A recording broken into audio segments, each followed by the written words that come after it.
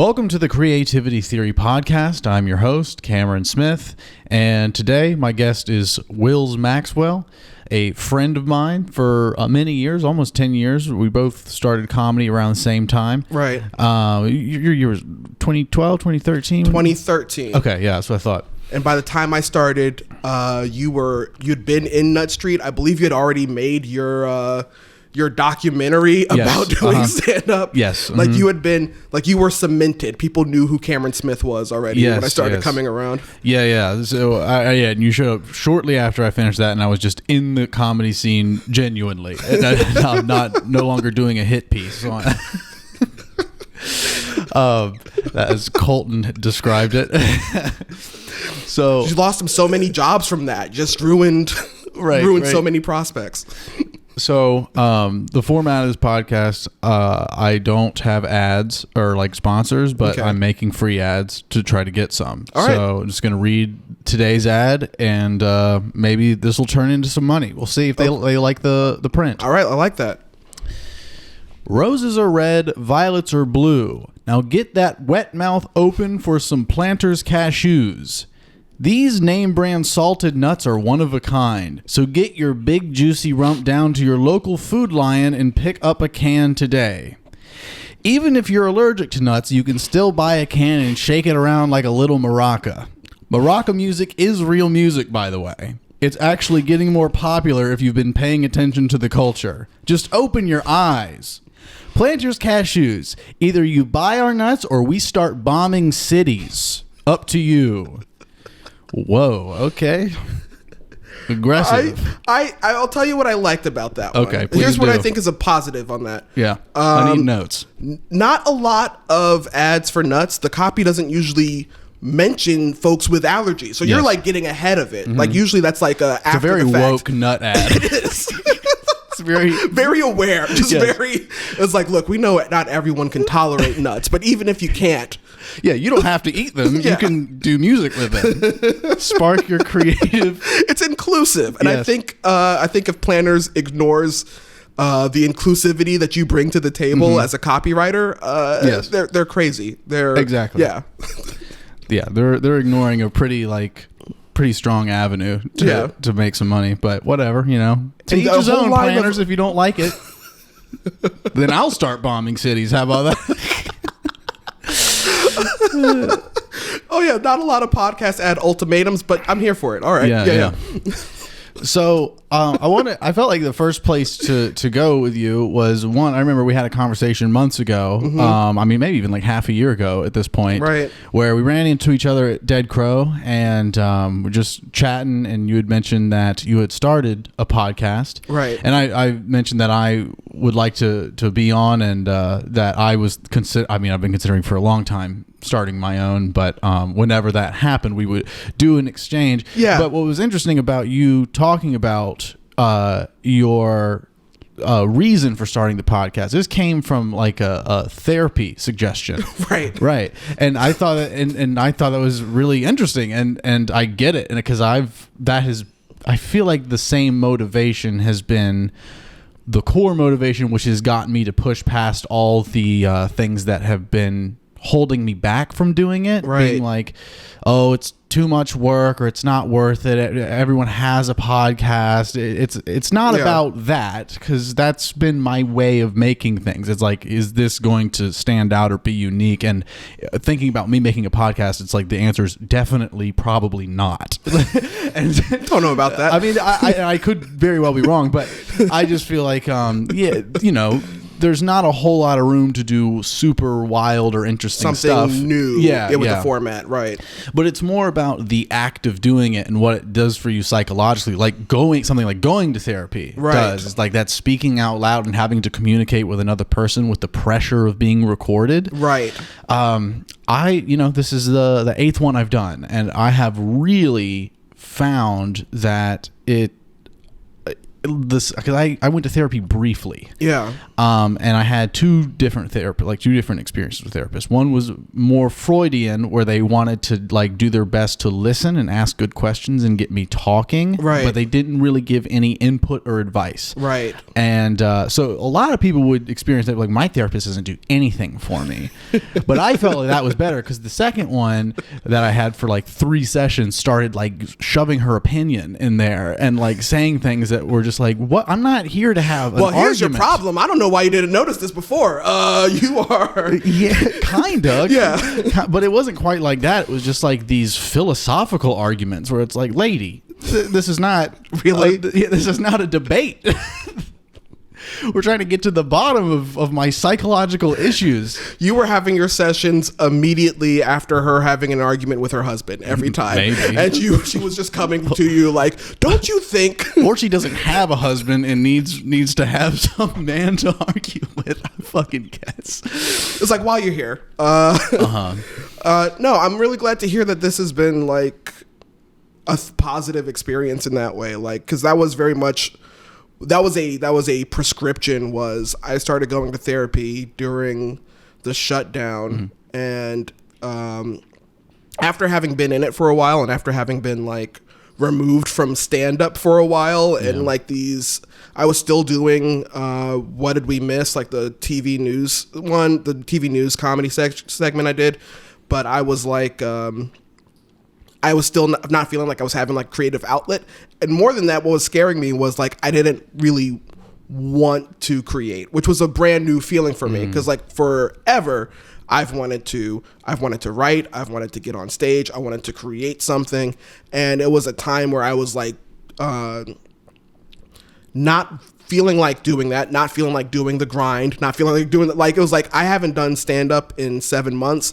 I haven't emailed bookers in 7 months. I haven't applied for festivals or done any of the things that I've been doing for 10 years straight now.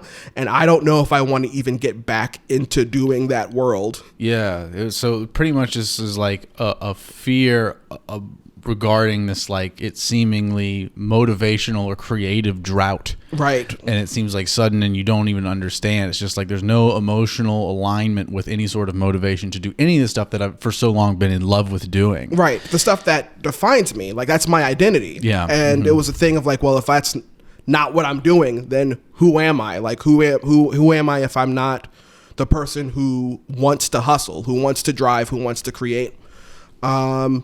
And yeah, so my therapist recommended a podcast, which is a thing like similar to you, like where it was just like, everyone has a podcast.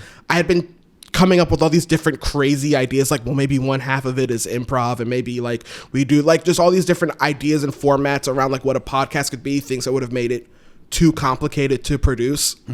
And she was like, just do a podcast, just do something where you're having fun with your friends, like just get on the mic and talk and interview people, just create. Just do something low key and create and get out your head. And then after a few more sessions, she was like, do you have a podcast? I was like, no, I've been thinking of all these different names of what the podcast would be. And she was like, just make the podcast. Don't worry. So the podcast is called The Podcast with Wills Maxwell Jr. And the episodes are called The Episode With. And then they get, Yeah. So it really is me doing the least amount of work in any creative project I've ever had. And it's been fun. We've been on a like a 2-3 month hiatus, just scheduling between myself and my partner, JR Quitman. But like, we're going to come back this year, and you're going to come back. We're going to do the exchange. Hey, no worries, no pressure. I understand. He's doing the exchange. He's coming on. I'm a controversial guest, Wills. I don't want to put you in that corner where you put me on and then you have the COVID-19 conspiracy theorist label now stuck to your podcast. Well, whenever people ask me if I know you, I just say no. Of course. This is blowing years of cover. Yeah. Yeah. I just won't tag you in any of that.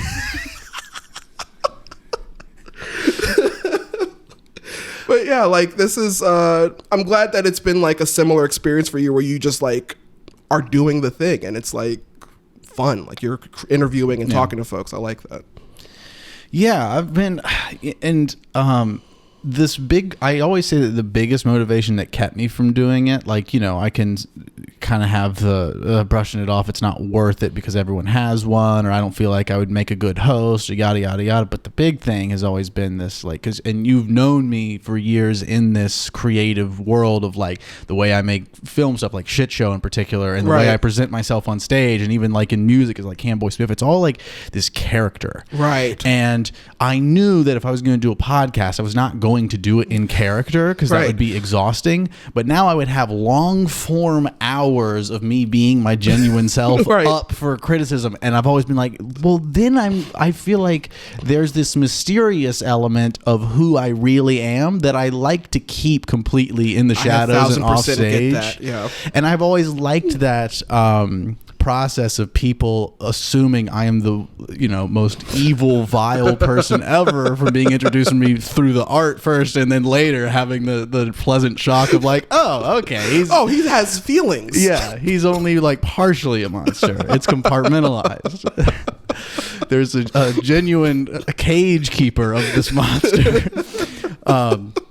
Anyway, but so then I think a lot of the recent years, particularly like maybe right before COVID and then into COVID for sure, the way I was going about writing music through those first couple years, and even putting out the book of like writing I did in college, like it's all been these little incremental strides of leaking my genuine self in with the character. Yeah.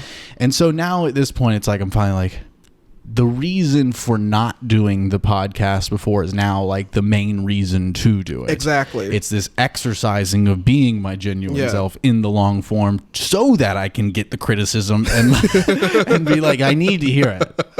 I need to know what's really wrong with me. Is it still scary? Is it still... No, I feel like quite excited about... I mean, one, you know, barely anyone's watching it at this point. There's some people. So I'm not getting like YouTube comments that are ripping me apart yet. But like, I welcome that when it comes. And most of the conversations have been pretty agreeable. Colton and I did do a 3-hour podcast where it was just like a whole 80% of it is us arguing contentiously about like, I didn't realize that. Okay, yeah. But otherwise, like that's the only one. But is that where he called it a hit piece? No. He called the documentary a hit piece, but now he's probably going to be like, in that podcast I did 10 years later, another hit piece.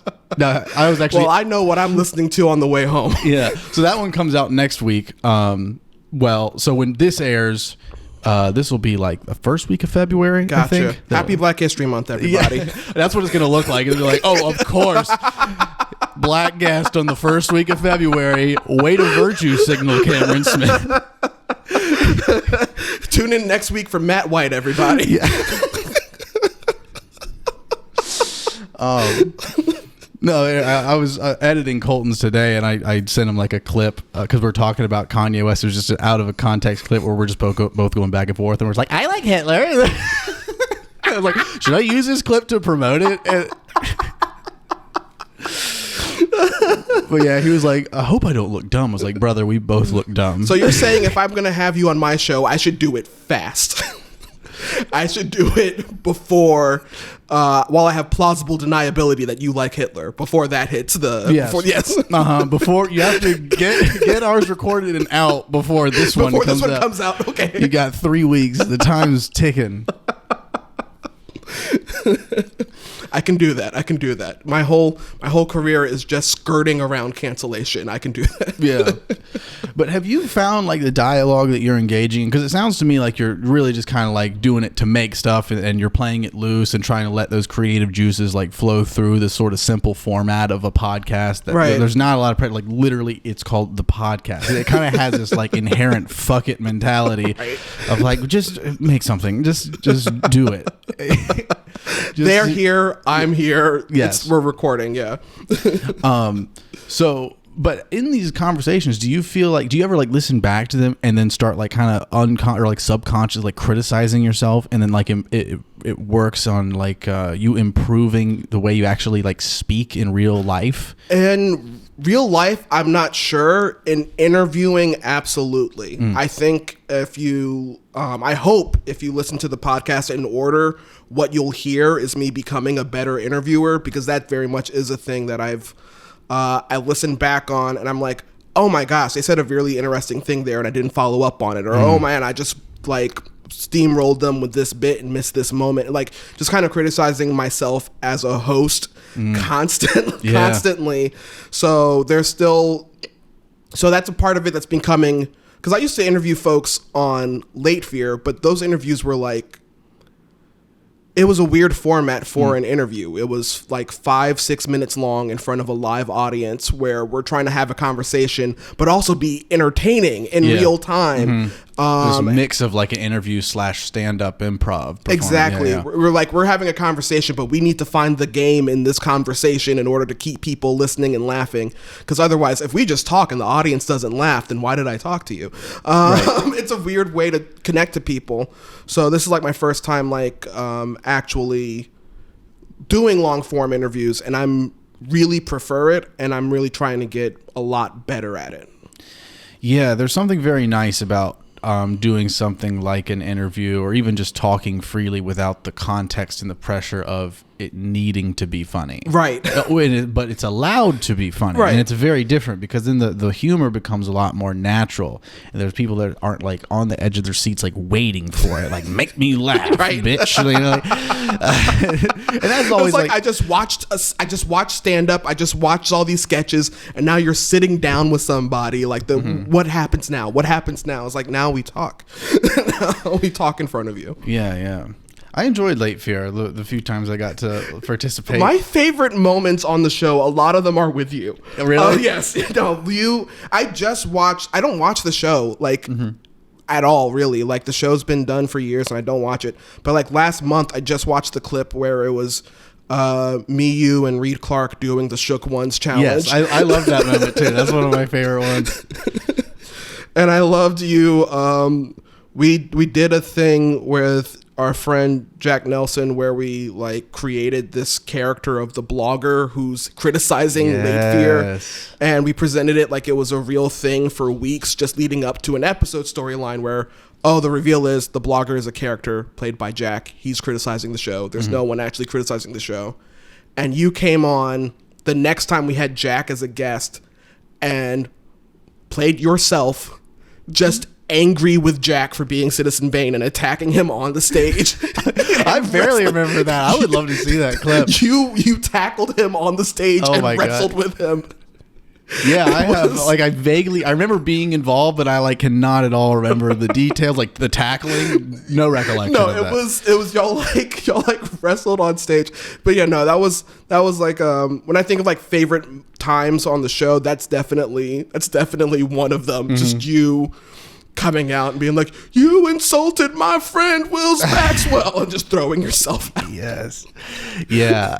And I remember too, I don't know if it was that one, I feel like it was another one where like I was supposed to be involved in some way, but my girlfriend was in the car drunk as fuck, like sitting in front of the Ballast Hotel. It was like she didn't want to come in, she didn't want to stay in the car. And every time I'd walk away from it, she'd like hit something on the door to make the alarm go off. I was like, what the fuck? And after like the third time going to check on her, she'd thrown up on like the floor of the car. I was like, God damn it. And I kept coming, Wills, I'm so sorry, but I'm like dealing with a crisis right now. Like, I'm dealing with a show. Yeah, right.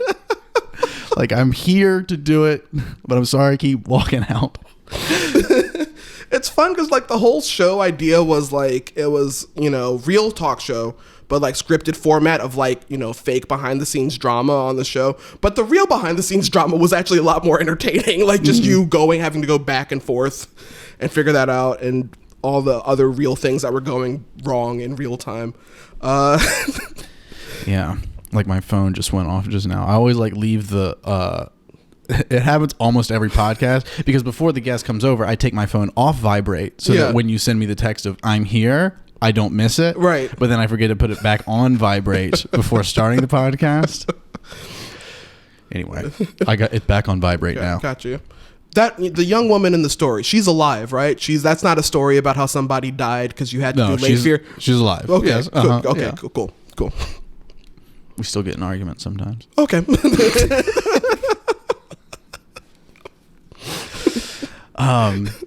So what ultimately led to you? I mean, I vaguely remember your reasoning behind it, but you ultimately got to a point where you didn't want to do Late Fear anymore. Right. Talk about that for a little bit. Well, when we started the show, it was it was like me and like, you know, I was frequently collaborating with the guests like yourself, and I was collaborating with like a team of like comics and writers who were like coming up with episode storylines and sketches and all these things, and it's a thing we were all doing together, and it was very fun. And then the show kind of kept evolving as people got busy. Like some writers left, some writers came on.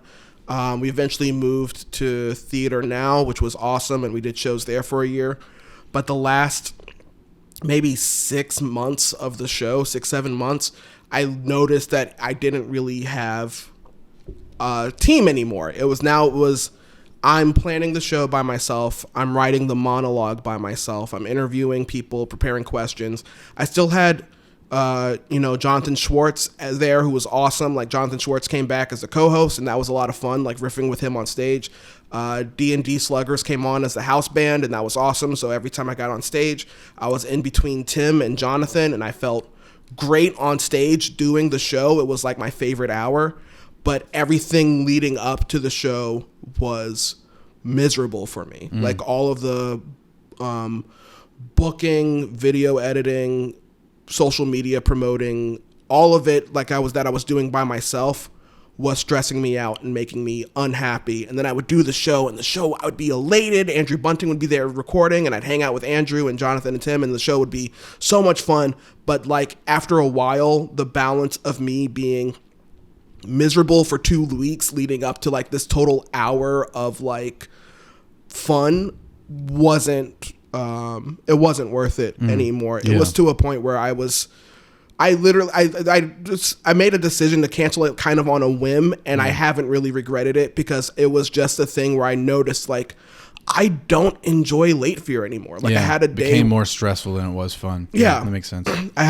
It was like a Monday. I woke up and I was like, crap, I've got Late Fear this week, which is not a thought I ever wanted to have. Right. So it was like once I noticed, like I thought, oh, I'm dreading the show I created that no one's making me do. Yes. Yeah. No one's forcing me to do it. It's like, okay, it's time to end it. And I think I announced the end of the show like that week, and we stuck to it. So I miss the show. I miss parts of it. I haven't missed it enough to be like, oh, maybe I shouldn't have canceled it. I absolutely feel like that was the right call for that moment. Yeah.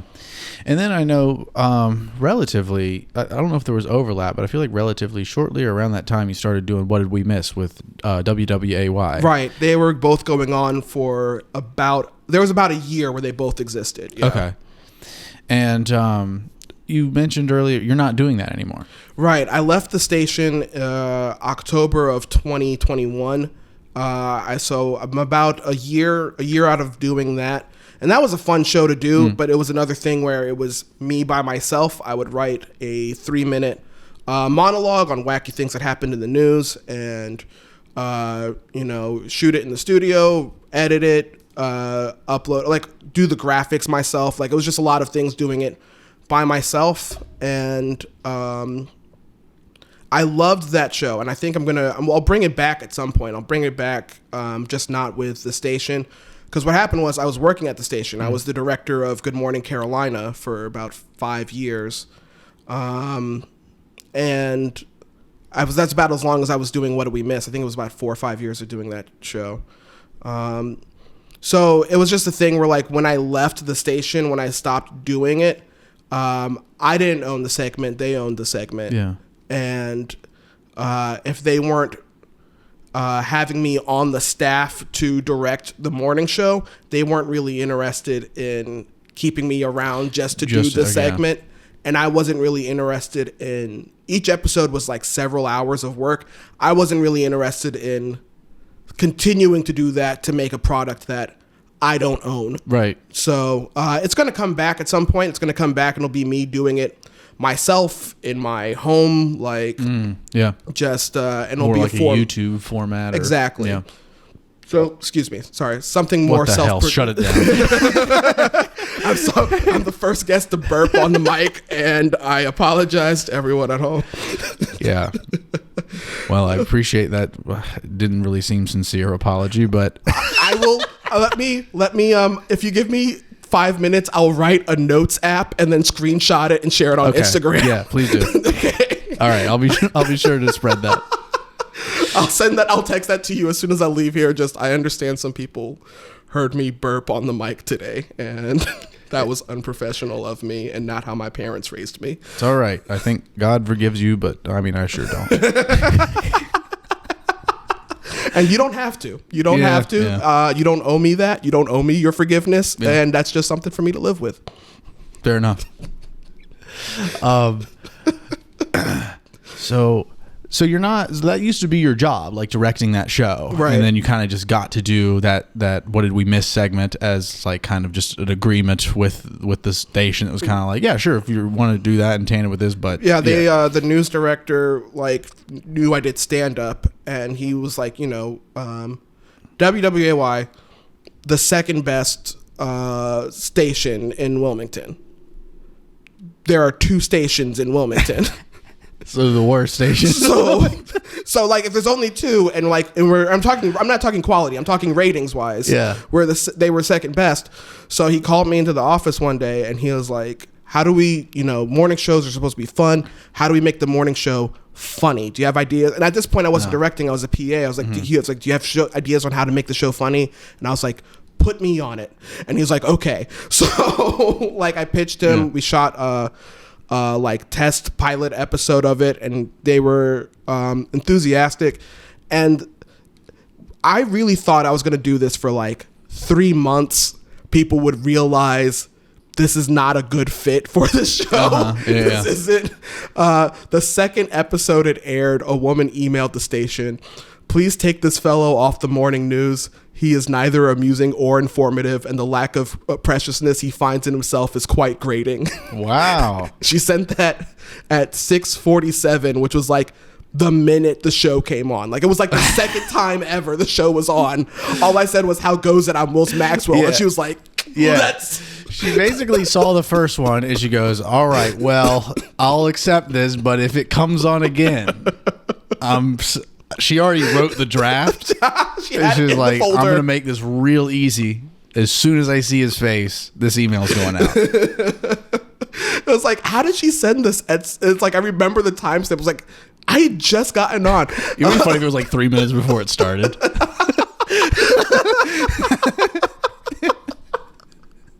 It's like, if you were thinking of putting this fellow on the morning news, don't. Right. You made such an impression on me the one time that it's already aired. That reminds me, like when I was in my high school broadcasting class. Yeah.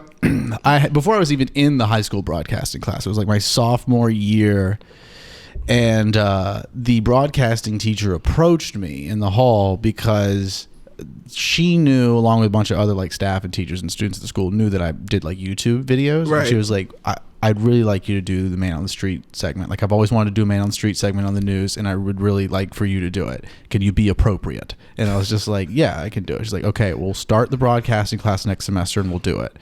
So I signed up for it the following semester, and she was like a pregnant teacher. So like within 3 months, or 2 or 3 months, she was out, and then it was replaced by a permanent substitute, right? Mr. Trubia, the man.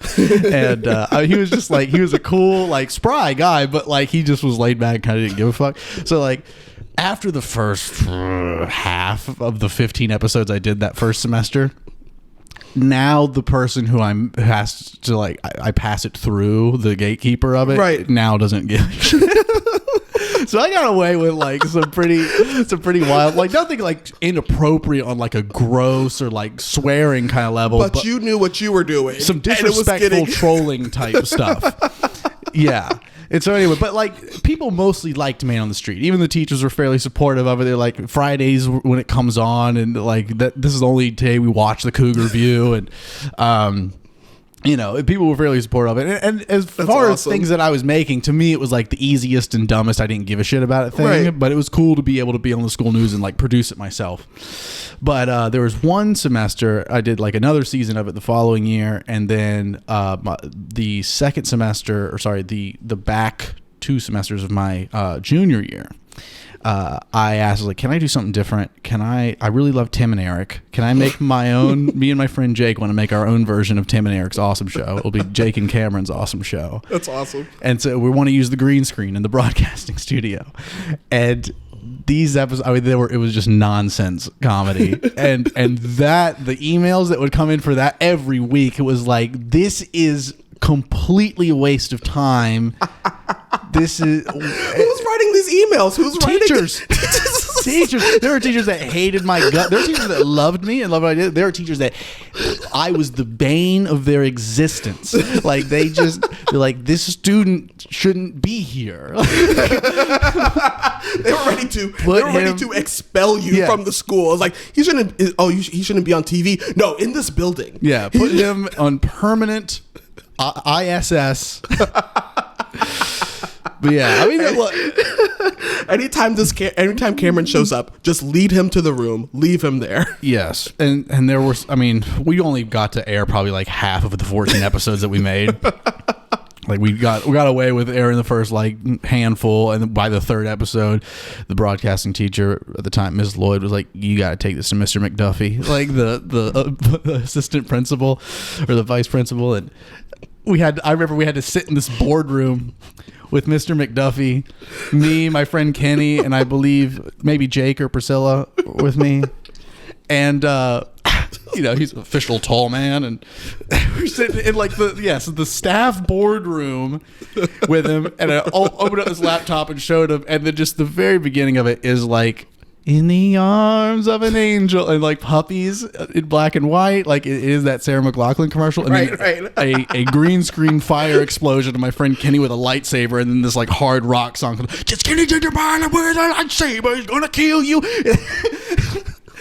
I can't even. And this would have been like what, 2009?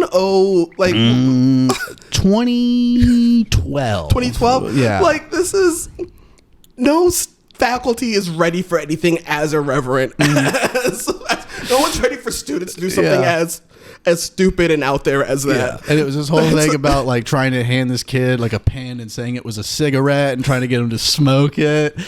And then like me and Jake popped up on the screen, like superimposed over it, like this is a PSA, no pregnancies, no more teen pregnancies in school. I mean, he really was like... Oh, you were asking to get canceled. You were asking. Yeah. There was just this one little boogie break at the end of it with a song about I like to wear hats in my room that Mr. McDuffie was like, that part can go. That part can stay. Everything else does not seem to contribute. It violates the school's dress code, but I'll allow it for the name of comedy. Yeah, but anyway, yeah, man. That is so... Is that your origin story? Like, what's the closest to an origin story for, like, Camboy, Cameron, like, all of it? Like, is that... Well, it definitely goes back further than that. I know that when I was right at the end of 5th grade and, you know, that in between time between graduating 5th grade and going to middle school, it was my last bit of time, like last month or so, living in Greensboro. That's where I went to elementary school and preschool. Right.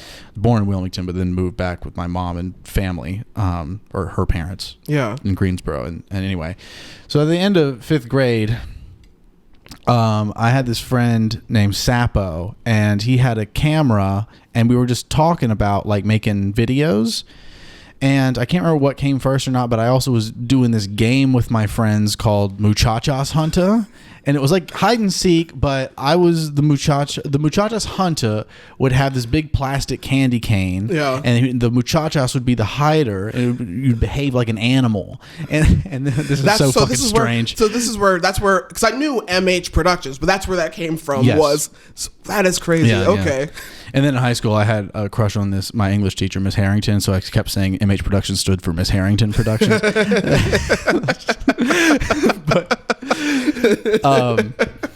Anyway, yeah. So that is the origins of Muchachas Junta are definitely stranger and weirder. And then it just turned into this thing where it's like I meld the two ideas. Like, okay, let's start recording this game, and then it became my own like direct to DVD series. And then maybe like a year or two after that, I learned how to get things on the internet. I made like South Park-esque cartoons in middle school. I got in big trouble for those in middle school. Man, when they discovered those.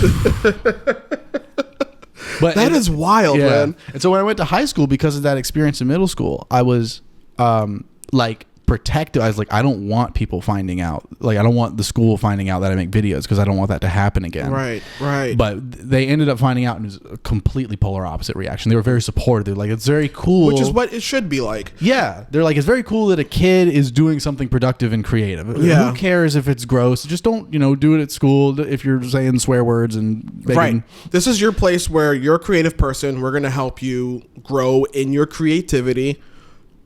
What's not school appropriate has to be outside of school, which it is. Like, that should be... I like that you had the thing of like having it encouraged in high school. Yeah. I mean, I almost want to say that like the origin story of like to get to the essence of like why I do what I do from like the earliest memory, it probably is nested in this whole like middle school thing. Like I really liked Family Guy when I was in elementary school, and then got into South Park early into middle school, and then I think South Park really influenced that cartoon. And so I was making these kind of offensive, gross cartoons. And like the first episode, like just to give an example, it was like me and my friend Kenny and Jay, we like made cartoon versions of ourselves and voiced them. Yeah. And then we had even had a Kenny. Yes. Yeah. And then we had my grandpa be the Six Flags guy, and he like jumped around to the and so then Eye of the Tiger comes on, and he stretches his neck out and then unzips his pants and starts licking his own vagina. Again, I made this in like 6th or 7th grade. And so this is what the teachers discovered. And they reported it to the principal. And so the principal called me in, Mr. Culp, and he sat me down in the office. He was like really trying to like scare me or whatever. He was like, so your video is getting a lot of hits online. I was just like, I had like 100. And it's the faculty of the school sharing it to each other on the email. Exactly. I was like, you guys did that. And so anyway, I was like, okay. He's like, this is really inappropriate. And I'm like, okay. He's like, what do you think your mother would have to say about it? I was like, I don't know. You can try to call her. And so he called her right there on the spot. And I knew she already knew about me making it. And so he's like, we discovered your son's videos online, and well, I'm sure I don't know if you're aware, but they're very inappropriate, and they're getting a lot of views, and blah blah blah blah blah. And then just in the middle of him explaining it, my mom goes, I'm sorry, what does this have to do with school? and he's like, thank you. Well, nothing, I suppose, but do you think you could get him to take these down? And then she was like, no, I'm not doing that. And he goes, okay. And then he gets on the phone, and then he just kind of sits there in silence with me for a moment. He's like, what if this was on speaker? He did this on speaker in front of you? Pretty much. Yeah. I was like, he's like, all right, you're free to go. And then it was just these bitter teachers that like knew about it. Like Soulja Boy was a character on the show. I had Soulja Boy, and I did his voice, and his voice was nothing like Soulja Boy. Like, what up, G? My name is Soulja Boy. Like, nailed it. So I did that voice in class like one time months later, and the teacher, my science teacher, freaked out. She was like, no, you can't do that here. And I'm like, okay. So that's what it was like. First, it starts with him doing the voice, and the next thing you know, he's stretching his neck out in class. Yes. There's only 2 staff members at the middle school that told me that they supported me, like, and they were secretive about it. It was the art teacher, Miss Ritchie. She was like, "I think your cartoons are badass."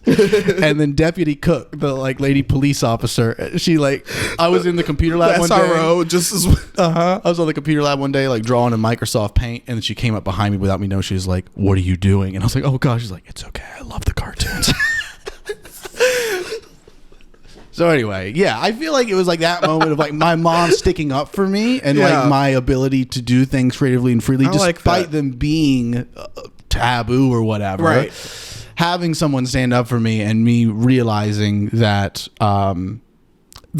it's kind of fun to get some people's panties in a wad, those types, and then have like other people have your back and be like, you find community fast that way. You find community, and you find You find an audience and you find like you that way when you're like realizing like, okay, if I'm creating, if I'm just putting myself out there, I'm putting my weirdest, most taboo thoughts, whatever it is, if I'm just putting out content and people are finding it, like that's encouraging.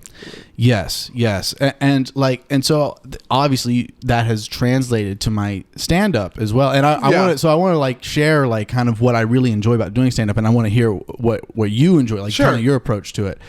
But I really love like the material is one thing. It's fun coming up with material and to enjoy the material for whatever it is. But it's for me mostly been about creating that meta experience of like polarizing the audience, mostly trying to get them on your side, but then have it at the expense of like whatever portion. And I'm not going after upsetting any particular group or demographic. I'll split the audience in any which way, right? You know, for the sake of the joke, whatever it is that day. But whoever is in that room that day, whoever is there, you're making the experience with them, right. But it's creating that meta experience for the audience, because it's like when you're part of that audience that does enjoy it, it's fun to enjoy the joke for what it is. Yeah. But it's extra fun to look across the room and see a scowl on someone's face. Or like watch them like tap their partner and be like, let's get up and go. You know, like, because then it makes you like you're laughing at the joke and then you're laughing at like, oh my God. Oh, you're on the outside. Yeah. You're on the, yeah. Like, oh, you can't, like, you're taking life that seriously, or you're upset at a comedy show. Ooh, man, I'm cool as hell for being able to take a joke. You know, I think that's very much is true. I think that very much is the feeling that happens when you split the room like that. Yes. Yeah. Successfully. Because the other end of that is upsetting everyone and being banned or having it impossible to book yourself. Yes.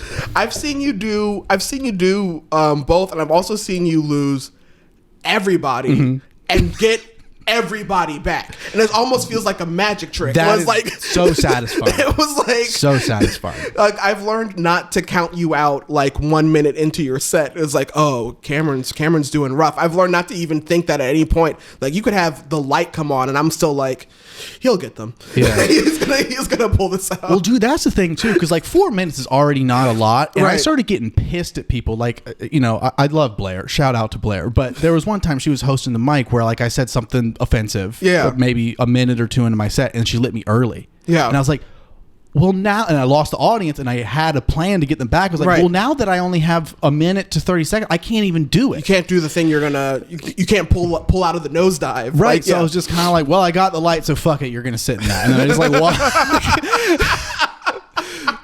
I was like, sorry, someone else decided that's going to happen to you today. Yeah, no, it's... I'm not mad at Zach. Even my own fucking roommate has done to be like, what the fuck? He's like, what? You were ruining the room. I was like, fuck, you gotta let me work. Do you know me? You gotta let me work, dude. No, in general, especially at that mic, especially at the Death Crow mic, like, you gotta have your 3.5. You gotta have your 4 minutes. Yes. Like, for just... It's what you signed up for, and also... like, not everyone is you. Not everyone's you. There are people who are gross, offensive, and are just being genuine, and they're bad at comedy. Yes, and they're not going to win the audience back. And they're not going to win the audience back. And the part that always offends me the most is that they're bad at comedy. Yes. I have seen people say things that I don't agree with, that I hate, and I'm like, that's a funny joke, though. Like, that's a good way to layer it. I always get more offended when like, you're racist and lazy. Yes. Yeah. You can be a bigot as long as you're funny. Can you be funny about it? Can you find? Yeah. Which, if being a funny bigot, that's tough. Yeah. Yes, bigotry has existed for hundreds of years. The funniest jokes have already been taken. So now, if you're a funny bigot, you're being a hack. So like, right. If you're funny about it, I'll give you your props. So like. But even then, your 3.5 minutes is your 3.5 minutes to do whatever it is, and that's a learning experience for you. Yeah. You can't come in the room and scream, "Let's talk about the pronoun police," and then genuinely like bomb for 3.5 minutes, and walk away feeling like, well, I told them. Like, right. There's no satisfaction in making like in Ben Shapiroing the room and using facts and logic at a stand-up open mic. If anything, it's better to go up there and do a messy job and make absolutely no point, make yourself look like an ass, but as long as it was funny, like doing, Like if you can like just make people laugh, but also it's such a meritocracy in just that, like, the respect I have for you is that I've seen you get the room back. Is that I've seen that even the times you don't get the room back, you're trying something. You're not satisfied with, like, learning from the failure. Right. Yeah. Mm-hmm. You're not staying the same. You're pushing, you're creating, you're growing. So that's the respect I have for you. It's like, I know if Cameron's doing stand up, a movie, whatever, it's you flexing your muscles. And I like that about you. That's the thing that just bugs me about other folks, is if I feel like they're coasting or just not even pushing themselves. So I think what I enjoy out of it is just because I don't do like the whole experience thing like you do. Like I don't really like play with the room like that. I try to make each show, I try to be present so that way I'm not just reciting jokes, but I don't really. You feel like your core is more like, I want to make a room full of people have a good time. Right, exactly. Yeah. And as best as I can, as like if I can make the whole room have a good time, but also without sacrificing any of my like integrity, my dignity, not integrity, any of my dignity. Because I've been in rooms where I look at where I not doing well, but at the same time I'm like, well, I'm going to do my job. I'm going to do these jokes. I'm going to perform. We're going to pivot. We're going to try to have a good time. But honestly, I've been in rooms where it's like, I don't care if you laugh. Like, I don't care because like because I'm talking about being me. I'm talking about being a black person in America, and you just folded your arms because I said I don't like Confederate statues. I didn't even get to the joke yet. I said I don't like Confederate statues, and you're already doing this. Did you ever call someone out on that? Like you just start talking about, well, this was like being a black person in America, and you just see the arms. Like, excuse me, ma'am, why did you just cross your arms? I see it. I don't usually call it out. I don't usually engage until they say something. And that's been a more recent thing, as people are being more vocal when I perform, just in terms of like I've had a joke I've done for ages where I was just like, don't get rid of all the Confederate flags. Yeah. Because if you do, how will I know what restaurant to not eat at? Yes, I love that joke. Thanks. Yeah, and it's a really intelligent point too, because I think it goes to this point about like free speech in regard to like hate speech. It's like, it's not that we want hate speech to fly so that it flourishes, but it's like you want to know who's saying it. I want to know if I'm not. Yeah, I don't want to be around you. Right. I don't want to be around you. I want to be safe. Like I don't want to go into a bar thinking I'm gonna have a good time and realize, oh, this would have been a bar that was hanging up a Confederate flag. Like, yes, I disagree with the flag, but that lets me know I am not safe here. I'm not safe to take my white wife here. I'm not safe to be in this place, so I need to leave. So I did that joke at a show about a year ago, and a guy in the front row just went, "Hey man," like he was like in the very front row, and he just like, he wasn't even like being mean or anything. He wasn't even like heckling or like angry. He just sounded sad. He was just like, "Hey man, it's heritage, not hate."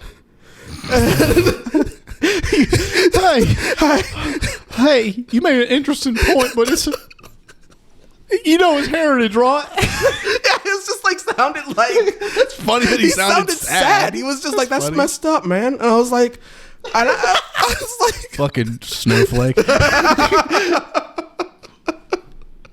I was like, we're just gonna have to disagree on that, because I see a different thing when I see the flag than when you see it. Like, that's a different thing. So like, no, it's heritage and hate. It's heritage. The heritage is the hate. Right. So yeah, I try to like, I try to take what I've written. I try to like find the wording, find whatever it is that's gonna make like each thing hit. Try to get the audience on my side, but without like for those audiences, I don't want to be like, you're right, let's talk about farting again, like whatever. Like, good point. It is heritage. I'm sorry I ever said anything. Yes. Like, so, yeah, I think what I enjoy about it, especially just doing it in Wilmington, is I'm not speaking on behalf of Black people. I can't do that. Right. I'm not. I can't. Yeah, it doesn't make sense to be able to think you can speak on behalf of like your demographic group in whatever way. Yeah, you know? I'm not trying to do. I can't do that. I'm not trying to do that. So I'm just talking about me. Like, I'm just going to talk about myself, and all of you in the audience, Black, white, whatever, you're not me. So I'm going to be on stage for 10 minutes, and for 10 minutes, you're going to know what it's like to be me, to have my anxious thoughts, and to understand how I move in the world. And maybe you'll relate to it and find it funny, and maybe you don't relate to it and you learn something and you still find it funny, hopefully. But yeah, I think that's the part I like from doing comedy and from watching comedy is just the experience sharing of it. Like, when I watch a lineup, I'm getting in each comic's head for a little bit. When you are you, or when you're doing your character or any of your characters, I'm in that person's head and I'm getting deeper into Cameron's head for like however long you're on stage. And I like that. I like that part of it. Yeah. So it seems like your approach is more like almost, there's a therapeutic element of like a genuine self-expression that has to be transmuted through this funnel of make it funny. Right. But it is about like you're after, I want to stay true to me. That's what's important. Of course, being funny is number one. Yeah. But if that can be encased in genuine, true dialogue about who I am as an individual and sharing my experience along the way, I want to do that. Right. And I've cut jokes that worked just because they weren't doing that part of it. Because it was like, because it's like not who I am, so it can't be the type of comic I am. Because my character is just me heightened. Like I can't go on stage and do I hate my wife jokes because I don't hate my wife. Right. And also enough people are doing them, but like it's not true to what I'm doing. So I think that's the best way to put that. I like that. It's just I'm just trying to be myself. And introduce myself as best as I can. Yeah. So you're approaching or you're right at the 10-year mark of doing stand-up. Right. Like this year. Yeah, I've been with, I think I started at Nutt Street 2013. So it's been 10 years of doing it regularly, like 10 years of like being a comic and doing mics and all that. 3 years before that, in 2010, was my very first time doing stand-up. I did it at my senior high school talent show on the last day of school. So like my graduating class was like 500 kids. I did 8 minutes in front of 500 students. And I loved it. It was enough to get me being like, oh, I want to feel like that all the time. That was fun. But from there, for those 3 years after that, when I was like in school, it was mostly like, I did stand up at UNCW. I would do Lassie Hawk Standing. I would do whatever random event needed a host and write material for that.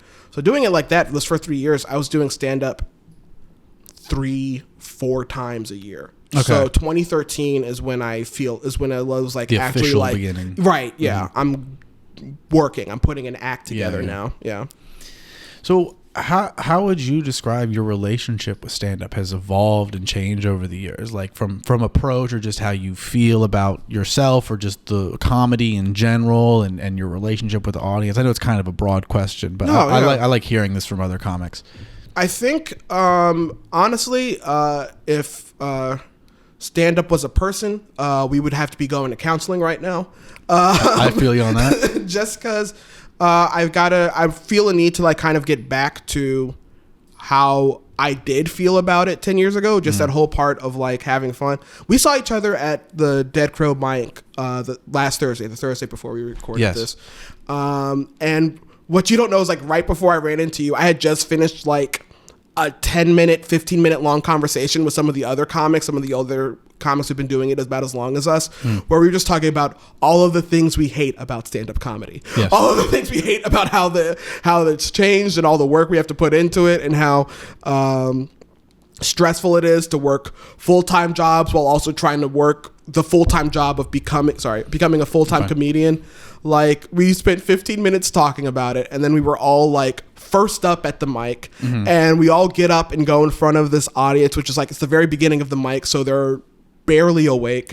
And I did fine. I enjoyed your set. I appreciate. I really liked your Waffle House bit about the disturbed artist. Thanks. Yeah, that was a brilliant bit. Thank you. I appreciate that. Thanks. I'm trying to figure. That's brand new. That was this week. So I'm trying to figure that out. But thank you. So, but like I did my thing and I got off stage and I was like, okay, cool. Like, I was like a checklist. Like, I went to the mic, I did the mic, I got off, and I keep watching. I sat down. I'm watching all these new people, and this one guy got up. I want to shout him out, but I'm not positive of his name. I think it's Ishmael, or I think it's something.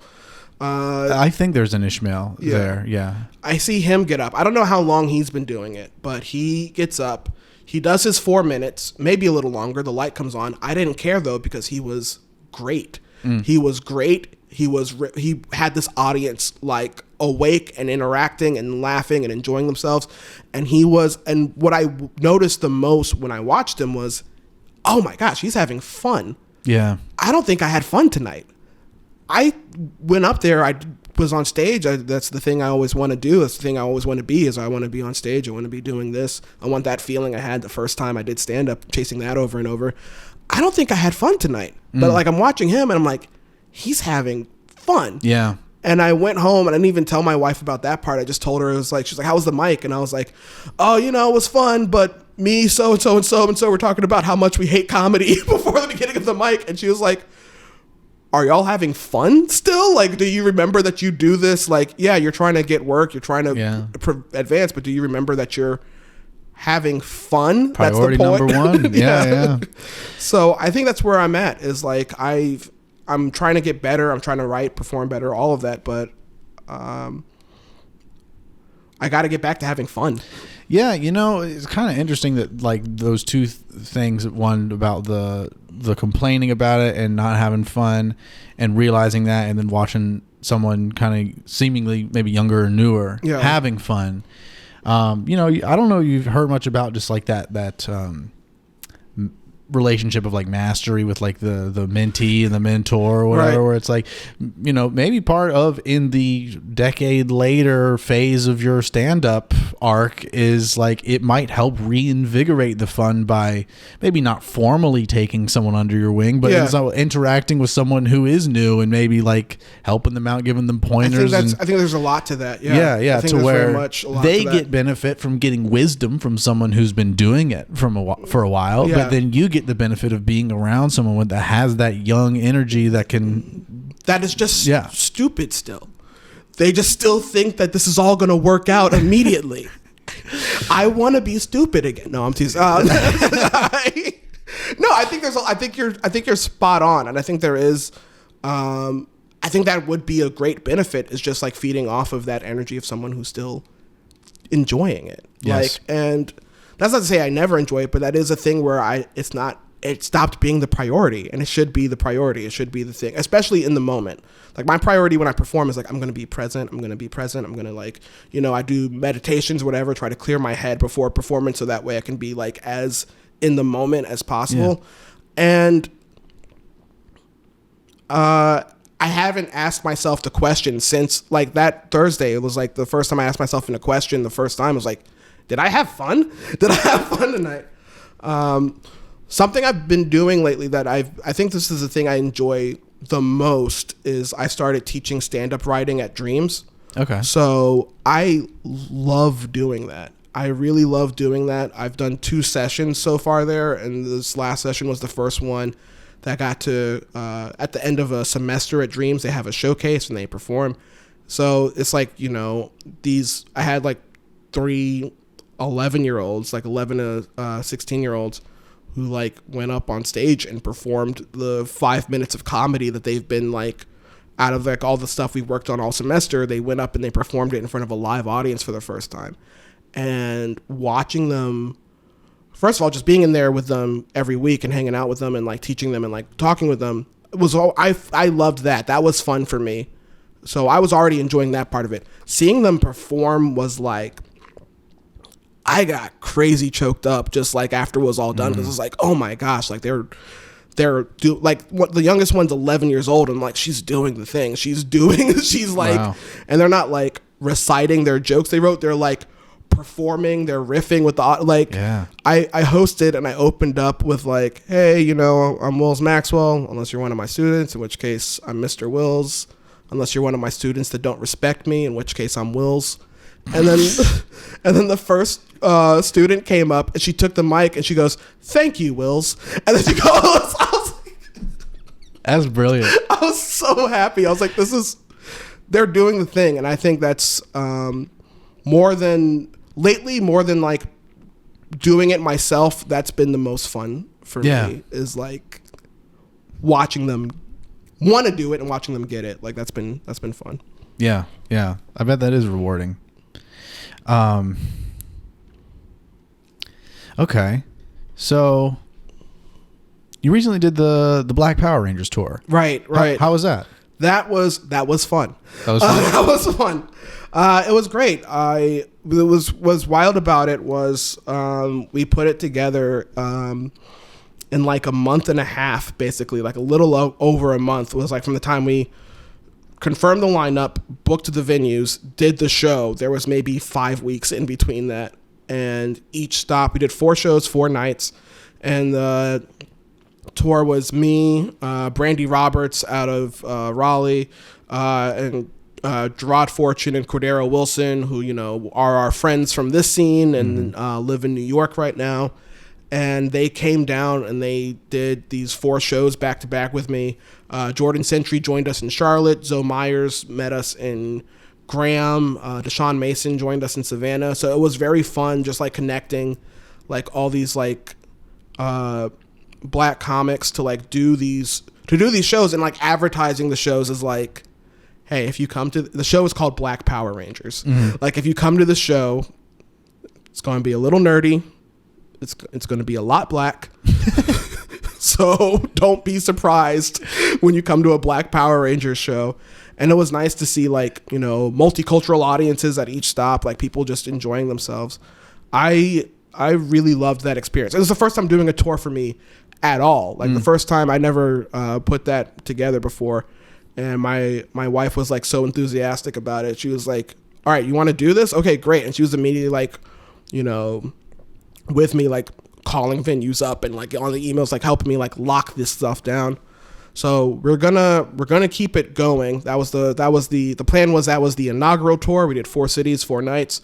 The plan is we'll do it again sometime. We'll have more Black Power Ranger shows that might not necessarily be part of a tour, but they're standalone shows with those lineups. And also just growing the lineup. Like the whole idea of that name and that brand now is to just be connecting more people to each other. Yeah. Like those are all those comics that did that last tour. A lot of them didn't know each other, and now they've met each other. They stayed on each other's couches. They that's a network now. So the idea is to keep doing this more and more until we're getting more comics in that network and more comics that like know each other and can be like, hey, I'm coming to Savannah. Can you help me with this? Hey, I'm going to be in Columbia. Do you want to come do stage stuff? Just like my vision for it is that there keeps being Black Power Ranger shows to the point where like there's a Black Power Ranger tour going on. I'm not on it. I'm not producing it, but it's just enough. The brand's existed long enough and has grown long enough that other deputized Rangers can just go on the road together and call it that. So yeah. Well, hell yeah, dude. I'm glad to hear that you had fun doing that. I had fun. That was fun. Well, see, there's something recent in stand-up to invigorate that passion in you. Yeah, it was also the first time I'd produced in a while, because I used to produce primetime stand-up at Theater Now and at Northfront Theater and Late Fear, and I hadn't produced shows in a long time, and that was another part of that the tour like kind of awakened me, is like, I like doing this. I like putting lineups together and promoting and finding rooms. Like, no, that was a very, for my mental health in general, like for my like spirit, honestly, that was a good experience. That was a positive experience. Yeah. Do you ever get like nostalgic for certain periods of your life? Like I have separate nostalgias for different periods, but like I think we share a nostalgia for like the early, like the end of Nutt Street, beginning of Dead Crow period. Yeah. Like one memory that involves us together that I really was just like a whim. It was just such a fun project. Was that Hallow's Dawn sketch? I literally just watched that. Did you? I did. Like last Halloween. Did it hold up? What's wild is I forgot so much of it. So it really, I had seen it before. Of course, I was there. We shot it together. Yeah. And it really did feel like watching it for the first time again. That was, I loved that. I still love that short. And that was like, yeah, it's so absurd. Like one of my favorite things, one of my favorite moments is when Cliff's character is saying like, my mother's in heaven. And then Addison just goes, okay. And then when Cliff, like when he comes to the house and then I answer the door and then he decides to put the pillowcase over my head, then I just die immediately. Yeah, you just crumple. You crumple. And then I must have like tiny lungs. It was just like over your head, done. Yeah. And then it led to what was my favorite reveal of the short, which is Cliff is wearing wheelies. Like as soon as you crumple, he just steps in the house and starts skating around. Yes, he just heelies through the house. Heelies, yeah. Oh my God. Yeah, that sketch is so silly. Yeah, folks, it's on YouTube still. Go find that one. But yeah, I very much do have a nostalgia for that time. Like that was a lot of it being like I was in school still, you know, like kind of like when you're in school, you don't really have like a lot of like your responsibility being going to classes is just so fun and easy compared to not having to do that being adult out in the free world. Right. The economy is your school. Right. Yeah, exactly. Yeah.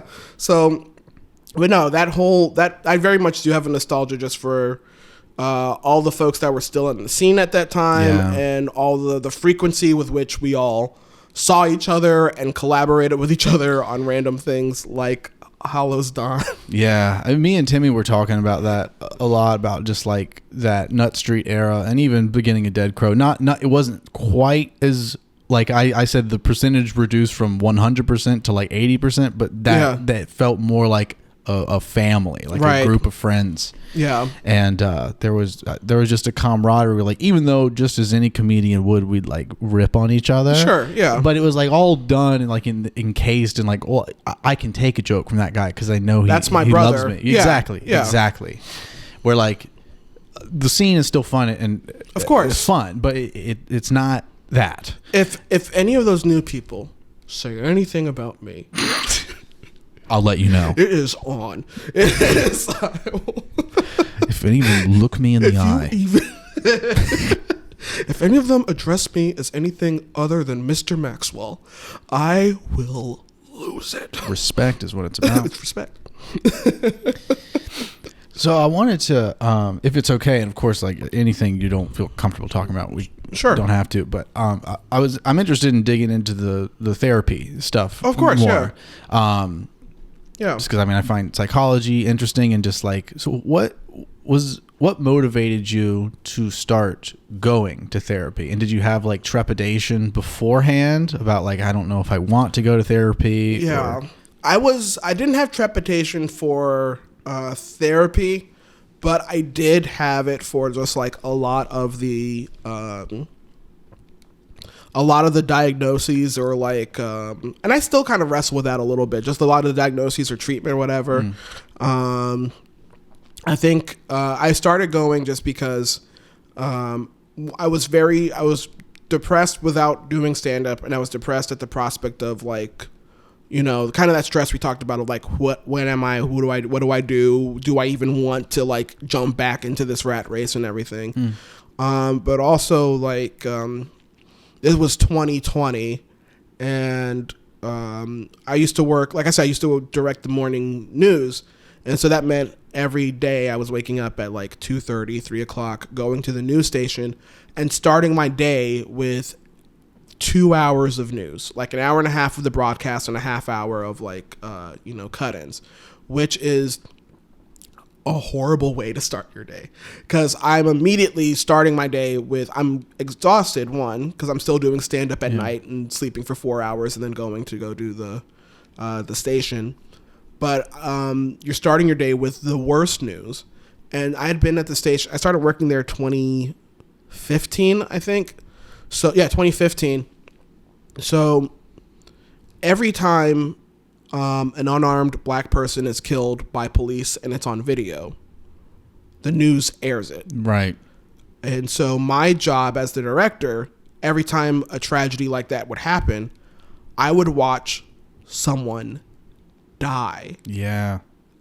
So I would watch someone die like at least once a half hour, or once we get to those cut-ins going into like, Good Morning America or whatever, now that video's playing there. And a trend I noticed, I don't know why this is, but it always takes like at least a day for the news to remember that, oh yeah, this is a video of someone dying.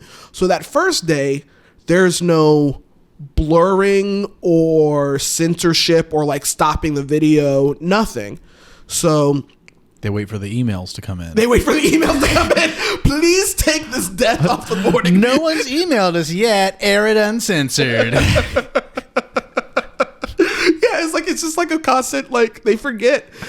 So like the whole time I've been at the station, I've watched Philando Castile die in his backseat several times. God damn. I've watched Ahmaud Arbery get shot by those guys in the pickup truck. I've seen that video 100 times.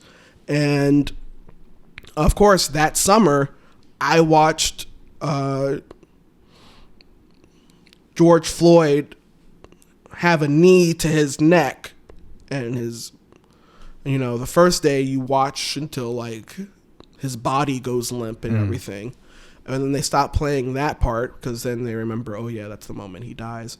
But now you're still seeing, and it's not like the other ones, because the other ones, there's like a gunshot involved. So now they're like, in those, they like blur out the blood and all of that. Yeah. That one, it's uncensored, and instead of just seeing the moment where his body goes limp, we're looking at him screaming for his mother with a knee on his neck and knowing that this is the moment he's dying. I saw that video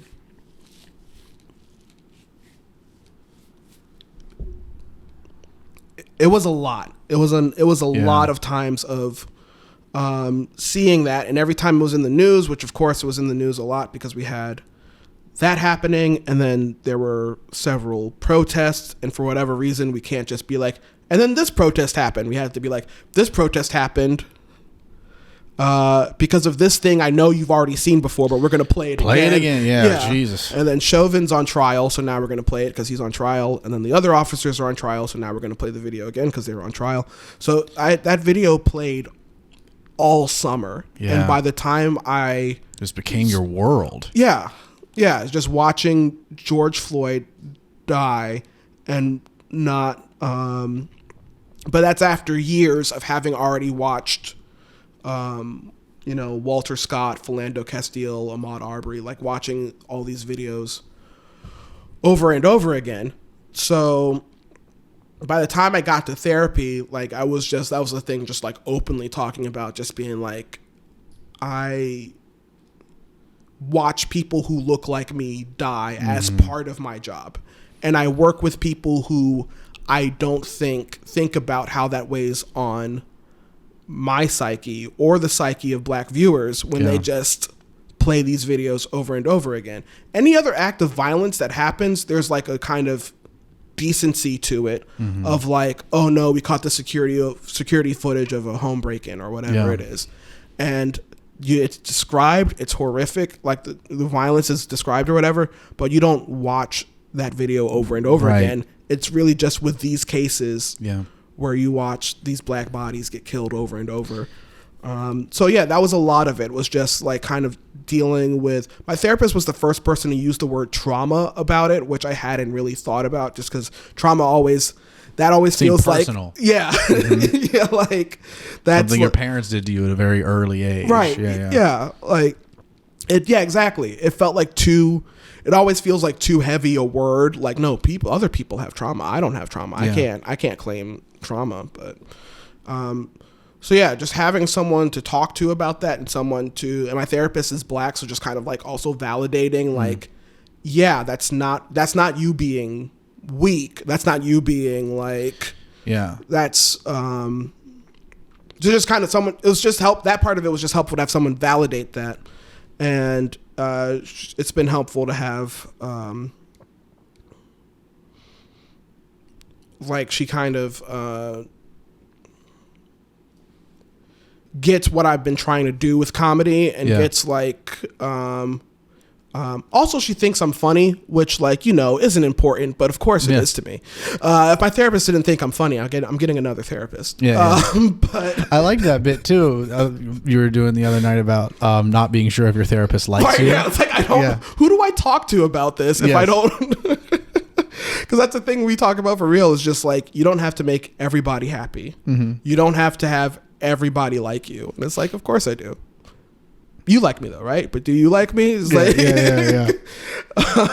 Dude, I had a whole thing where like when I decided to dip my toe into therapy, like the way I would go about selecting my therapist, went on Psychology Today. Yeah. And like I admit that the reason why I feel like my main issue I want to go to therapy about is I'm just bad at romance. I get ignored and ghosted a lot and don't really know why. And so anyway, I was going through Psychology Today. Of course, I was going through and selecting the hottest female therapists, and just like Tinder. And I didn't realize that was a sorting feature. I didn't realize it's like, well, I'm just going through, like checking the box, female, please. And then just like single. And so anyway, and so like I set aside maybe 10 to 15, sent out the first message or whatever to be like, hey, I'm interested. My name's Karen. I'm interested in seeking therapy. Here's my number. I'd like to have a consultation. Yeah. And I only got 2 responses. It is like Tinder. Yeah, they didn't even, most of them didn't even respond. And the ones that did, we started a conversation and then they ghosted me. And this is true. And then I finally went to therapy, and I found that therapist I really liked. I was getting along, and I felt like I was making progress. I really liked her approach. And then one day I get a call. It's like, your therapist doesn't do therapy anymore. She's quit. Okay, well, do you have her number? Can I do it with her private? No, she's not doing it at all anymore. Do you want a different therapist? I guess. Oh, buddy, I'm sorry. Oh, it's like, oh my gosh, it is funny though. It is funny. And also, like, I feel that problem, again, compared to yours or most people's problems, it's just, to me, I ultimately, even when I went to the next therapist, and within 3 sessions, like, I'm reinforcing a nothing problem here by coming here. Like, I'm paying $150 a week just to go, man, widow me, I can't get a girlfriend. But I pretty much said that to my therapist. She was like, what are some, like, we were talking about my financial situation. She's like, what are some expenses you could cut out of your life that would maybe improve your financial situation? I was like, to be honest with you, number 1 would be going to therapy.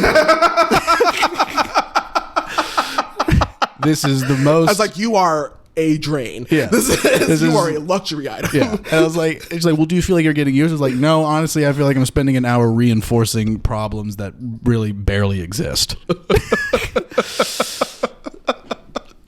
That's funny. Anyway, that's funny. But back to your thing. So like, no, but that's really funny. I'm glad you enjoyed that. I am dying on the inside about it. I've definitely also have had sessions where like a lot of things we talk about are like time management and everything, and like, because I'm horrible at it. I'm horrible at time management, and one of my things is I constantly feel like I don't have enough time to do all the projects I want to do, but also all of the things I have to do to stay alive and everything. Yeah. And we were having a session, and my therapist was talking to me about time management and being deliberate with my time and how I need to like, you know, prioritize and schedule my calendar better and everything. And I'm talking to her knowing that it's like 10 o'clock. I still have a full work day ahead. And when I get off this call, I'm going to have to go do like being on the call is stressing me out because I know all of the things I have to do after I get off of the call. Yeah. Yeah. I was like, so it's just kind of like, if I was managing my time better, I would not have taken a therapy session right now. This is a bad day for it. Yeah. Well, maybe I can ask you for advice because you've managed to get a wife. And get on Tinder. No, is that how y'all met? We met on Tinder, yeah. Which is a thing I often forget because she was the first Tinder date I went on. That's lucky. Yeah, I nailed it the first. And she gets annoyed when I say that because I was not. She's not proud of that. She's not. She doesn't have Tinder pride. Did you settle? No. I wasn't her first Tinder date. She'd already been on the site for like a while, and so she's a little jealous of my 1-for-1 completion rate. So she's just mad about the stats. Okay, yeah, I understand. Yeah. Thank you for clarifying. Yeah. But yeah, that's a thing I forget, honestly, just because we've known each other for years now. We've been married for a year and a half now. And it's a thing that I forget that I was ever on the site. Like, I feel like someone could easily walk up to me and be like, hey, Wills, were you ever on Tinder? And I'll be like, no. I'm like, how'd you meet your wife? It's like, that's right. Yeah, I was on Tinder. Yeah, that's true. Yeah, it was just so brief you forgot. Yeah. But it also just feels... like at this point, at this distance, it also feels out of character for me to be on Tinder ever. Yeah. So like, what led you to that decision? Was it just kind of like a impending loneliness of just like? Oh, absolutely. Yeah. Yeah, absolutely. And it was this thing where like I didn't know how much longer I was going to be in Wilmington. I was thinking I was going to be in Wilmington maybe like it could be another 5 years, it could be another 5 weeks, who knows? Yeah. But I tried online dating like a half a year earlier than that. Went on one Bumble date and was like, you know, it was like a few months off of a breakup too. So I'd been single for a few months, went on Bumble, went on one date, and I was like, I'm not ready to do this. I don't want to meet folks. I don't want to do a relationship. I am still like, this is too close to my previous relationship. So, gave it like another like half a year plus, like just several more months of like just, I think loneliness is like the best answer to that, honestly. It's the most honest answer to that, just because I did want to like, it was also just like a feeling of like, I kind of look at my life like it's a sitcom. Like, it's like, this season of the show has been a real downer. I think we need to bring a new character in here. Bring in a love interest. It's time for the love interest arc. Yes. It's time to, or at least, it's at least just like bring in a new character in here, shake things up. Do you actually actively think of your life as a sitcom? Oh yeah. Yeah. That's a beautiful format to think about life in. Cause I always say the way we can conceptualize our reality is a story. Right. And so like to give it a specific format to that story. Oh yeah, I like that. I have days where I'm like, oh, this is the season finale. I'm saying goodbye to everybody. I'm saying goodbye to everybody. We're culminating, all these things, all these storylines that have been going on. They're all culminating on the same day. All right, this is the end of season 30 of Wills. It's time to start. Do the seasons end on your birthdays or on the end of the years? It's inconsistent. Some seasons have been like a month long. Some seasons have been 3 years long. But it's a thing. It's like a feeling of like, all right, this is a conclusion. We're wrapping up this season. This is a conclusion. Tomorrow I'm going to start the next season. Just kind of like my last therapy session. Actually, I got off of it, and Alexis was like, "How was it?" And I was like, I think it was a season finale. It might be a series wrap. I don't know. She kind of like, She kind of like pulled out receipts from all these different sessions and like tied them all in together in one. Wills, you have officially been therapied. Yeah, right. Just like don't call anymore. Yeah. This is So no, I absolutely do think of my life in terms of seasons and cast members and recurring characters. You're a recurring character, by the way. Okay, long fan favorite recurring character. Wow. Yeah. Shout out to the fans. Yeah, it's like, oh good, it's a Cameron episode. But yeah, that's absolutely how my life looks in my head. Nice. I like that a lot. So yeah, back to the thing you were saying about what kind of brought you to therapy. Was that experience like working for a news station, coming in the morning and having just kind of really being on the front lines of having the experience of repeat watching these horrific videos over and over and recognizing what that's doing to your psyche. Yeah. And like, I definitely got the sense of that, particularly like the way the media outlets like really ran with that kind of thing in the summer of 2020. Yeah. To where like my concern, like, of course these things need to be reported. Of course. Yeah. But to over-report is a danger. Like, I think just there's an awareness we want to bring. Right. Police brutality is a real, long-standing thing. More of these incidents are not recorded than the ones that are. We're still hearing, even now in the age of body cams, we hear all these stories where like so-and-so ran into a police officer. They're dead now. And the police officer's body cam stopped working 1 minute before they died. Yeah. Like, it's a real thing that you want to bring awareness to. I hate the use of the videos. I understand, like... Yes. There seems to be an exploitative nature to it that what you were describing is that it's exploitative and that it's overdone. It's... there's this part of it that feels insensitive to me. Because there's things that, like, you know... it causes reaction, it causes protest and movements and all of that. Summer of 2020, like, you know, completely, you know, there's been protests before, there have been movements before. Black Lives Matter existed as a slogan and as an organization for like 4 years before the George Floyd death. Yeah. So, you know, there's been stuff before. That was kind of unprecedented in the scale of like how much action this has caused. I'm fine with that. I'm more than fine with that. I'm in favor of change and doing things to provoke those change. But there is an insensitive nature to me where I don't like when it's a white person, or if it's just, even if it's just a black person in any other context of how they were killed on video, you know, viewers at home don't want to watch someone die again. Yes. You know, whoever died didn't want their death to be broadcasted over and over. When I die, there might be exceptions like me, depending on how hilarious my death is. Here we have Cameron Smith slipping on a banana peel at the edge of the Grand Canyon and doing the goofy scream as he fell to the bottom. Look, if I didn't go viral before I died, please let my death be the thing that turns this thing around. Yes, a banana peel death is very in character. It's very Here we see a man with a long mustache leaving the banana. Banana peel suicide. I intentionally trip on him.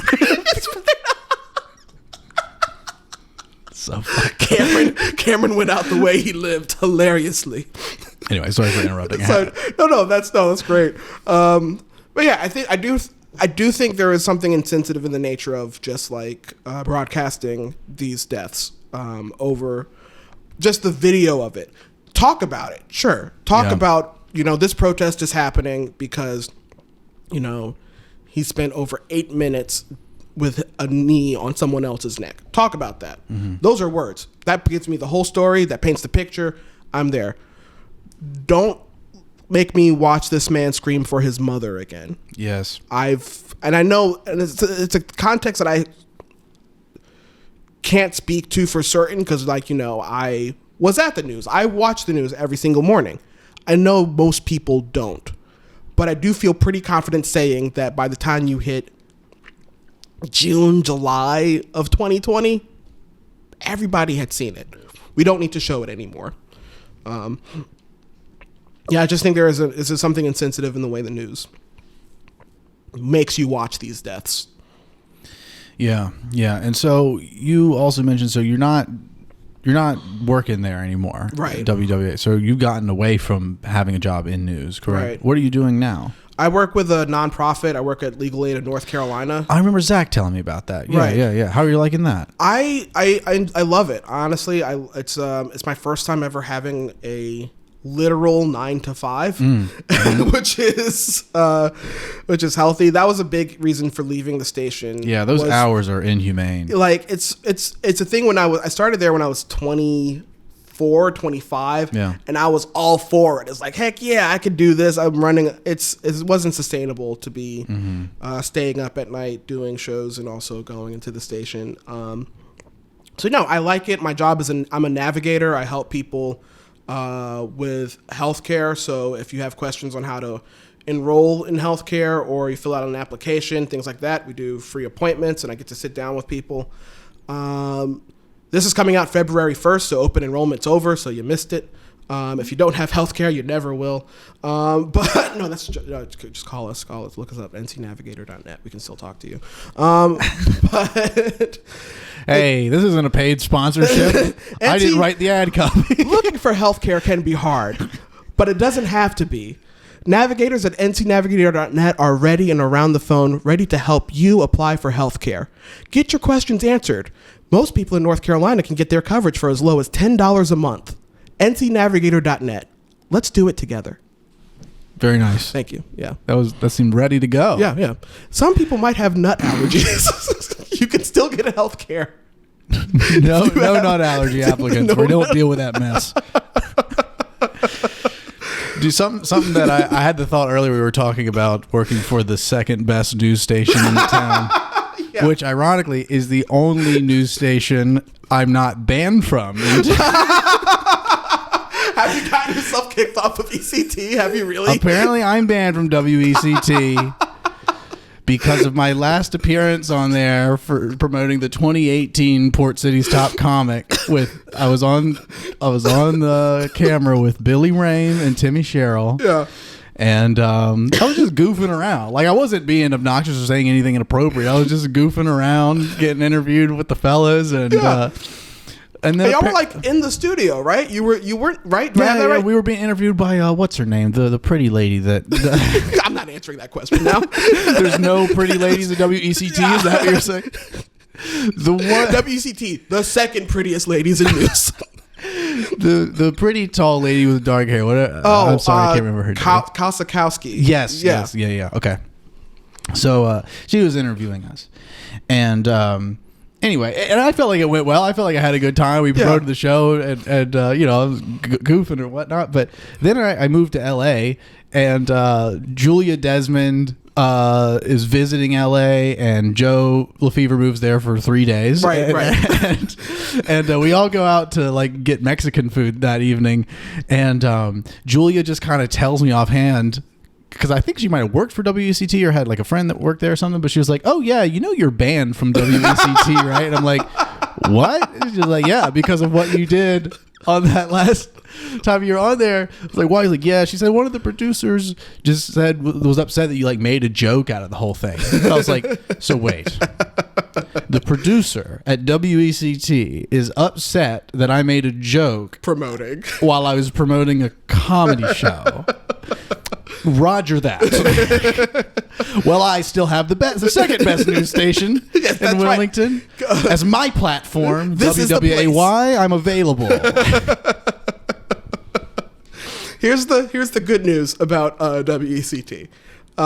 If you got banned by the producer, and WECT is anything like WWAY, and I'm sure it is, and just that it's they're not a news station in a small market. They left. Okay. They left a month after banning you, so you can go home. Yeah, who knows how high up it goes or how long they're going to keep my picture up in the front desk. I gotta be people we don't allow, and it's only you. Yeah, I know. I feel like that's got to be the case. There's only one person that's been banned from the fucking station. It's me.